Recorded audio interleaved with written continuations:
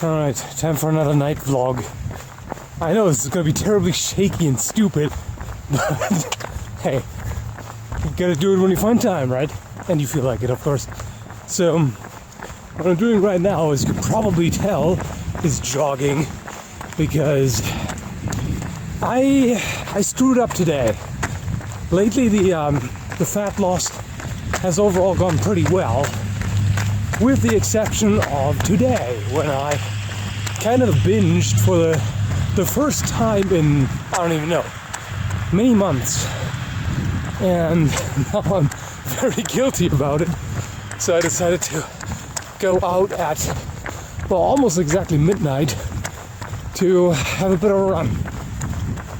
It's not gonna undo all of it, but I can do at least a little bit. And actually, you know what?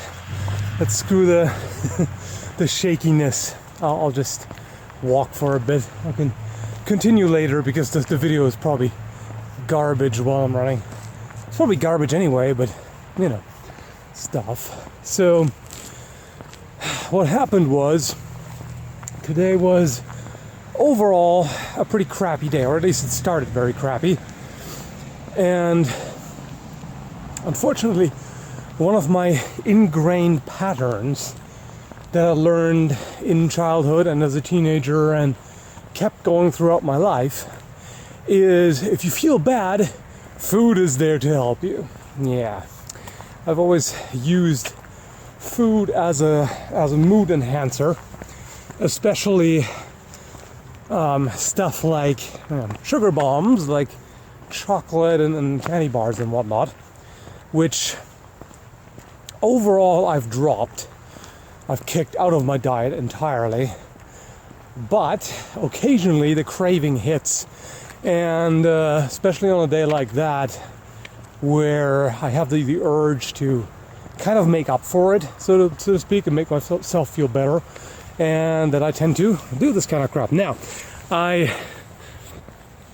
I've built up enough discipline that I still log what I eat. I still use the calorie tracking app as far as I can. In some cases, it just doesn't have the precise thing in the database, although in general it's pretty decent. So I still tracked it, so I know that I was roughly, I would say, about 1,000 calories over. Depending on, well, with the exercise now, it's probably going to be quite a bit less, but may not sound like much. I mean, some people, when they go on the binge, I mean, a proper binge, proper quote unquote, they skyrocket like 2,000 calories above what they're supposed to eat and whatnot. Not that bad, fortunately, but still not good. That's for sure. Oh, yeah. I'll just walk my circles here. So, yeah, not great. But there are a few important things to keep in mind. So this is also why I'm doing this, in the hopes that maybe it helps somebody. Because obviously, trying to lose fat or living a healthier lifestyle is something that a lot of people try to do, and that doesn't always work out. I'll make room here. I'm wearing a reflective vest just to make sure that no car runs into me again. I mean, it could still happen, of course, but I can do what I can.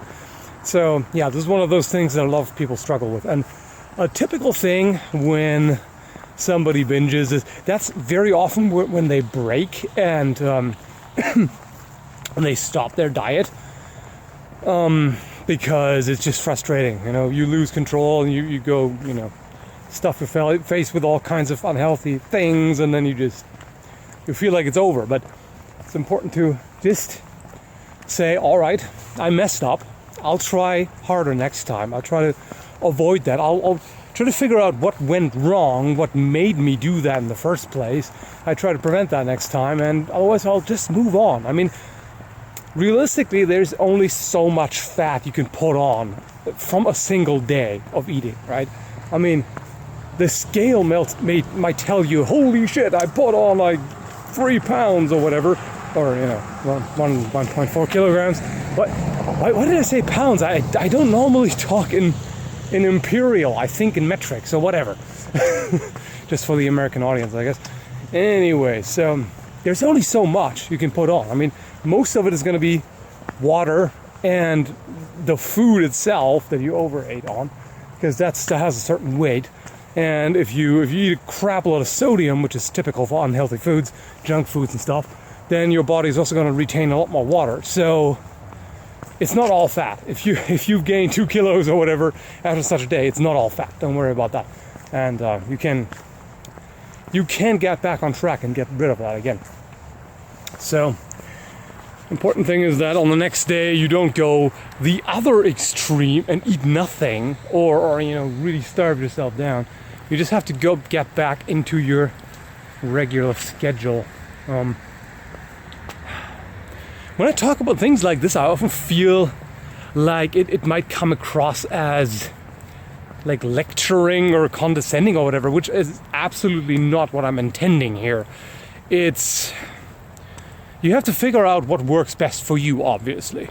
And I'm just here to throw out some ideas and maybe give you some inspiration or whatever, that little bump that might benefit you to get going or get back to it or what have you, because it's all up to you. If I can only tell you about what's been going on for me, and the major thing is that I'm thinking long term now. So it's not going on a diet, because if you go on a diet, you go off it too at some point.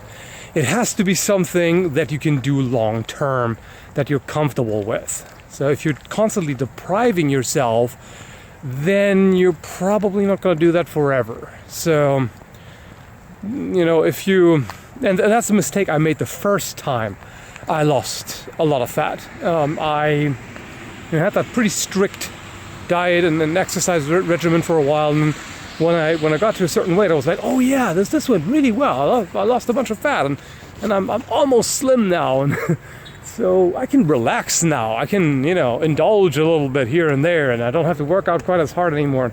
Yeah. Guess how that turned out? So now it's more long term. Now I'm more interested in the exercise and in eating healthy and all of that. But even so, I still have the old crappy pattern and habit of eating myself into a better mood, which doesn't actually work. That's the thing. It's this weird mindset of, okay, there is a minus. Today I've had negative experiences. Now I want a plus to counterbalance that. And that easy plus is going to be delicious food. It's horrible thinking. And afterwards, I usually find that I didn't enjoy it as much as I hoped I would. So, terrible idea. But the problem is, this is not just a rational thing. Because if your emotional side doesn't play along, then you can think as much as you want what is the wise course of action and whatnot. If at that time, if you don't give a shit, and that's the difficulty. I don't have an easy answer for how to deal with that, because as it was today, at that time, I did not care whatsoever. I was incapable of caring.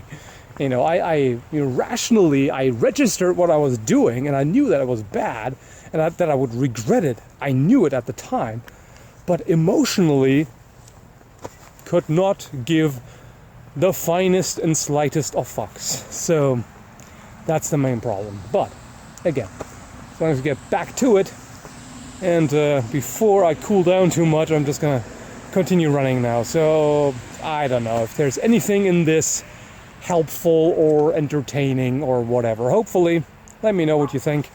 Otherwise, enjoy your time, and thanks for watching. All right, I threw in some interval sprints at the end, and one more thing: if you're thinking about doing running as exercise, get a good pair of running shoes. I never owned running shoes, but lately I picked up a pair, and man, does it make a difference. The cushioning and the support is great. Anyway, see you folks.